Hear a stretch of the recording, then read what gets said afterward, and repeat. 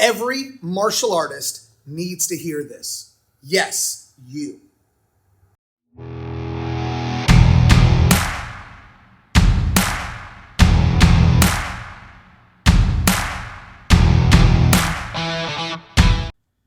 Most of you on my channel are martial artists. Many of you, for years, you've been training for years in the martial arts.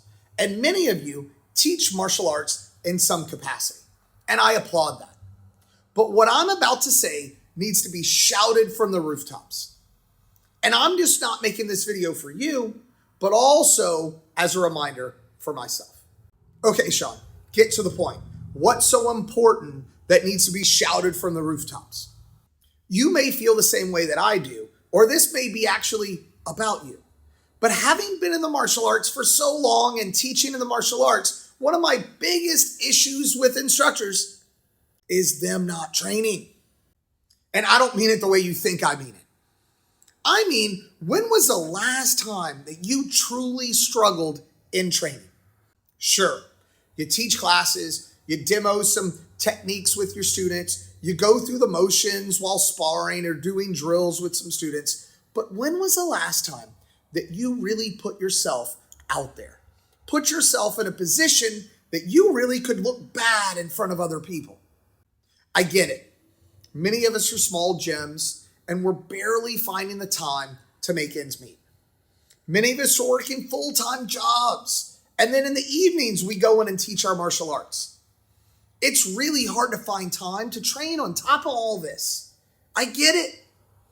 I've had times throughout my career that it's impossible to juggle everything.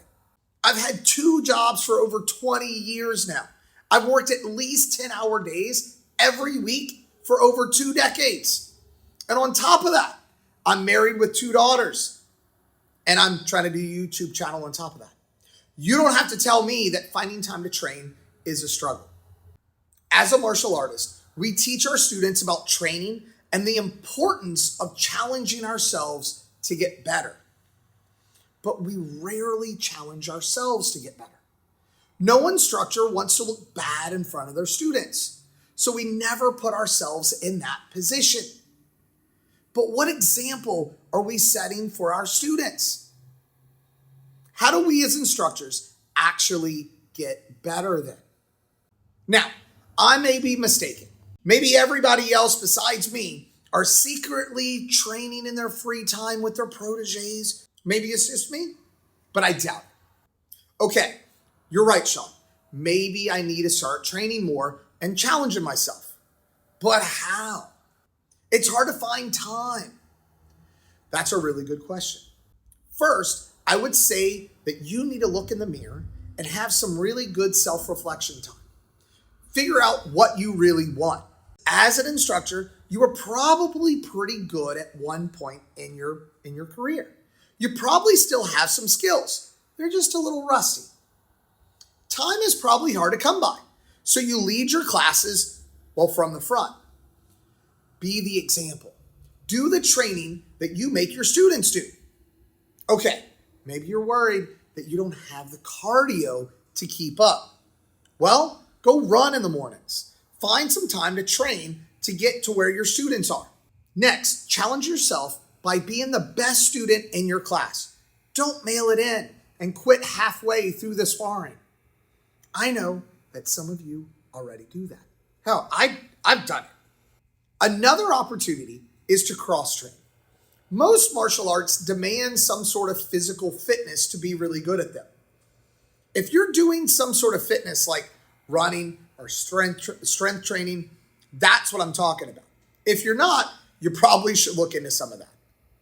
Also, most martial arts are conceptually very similar. Look at other martial arts and start training in them. Reinvigorate your desire to do martial arts. Become a white belt again. Recently, I've been training in FMA again.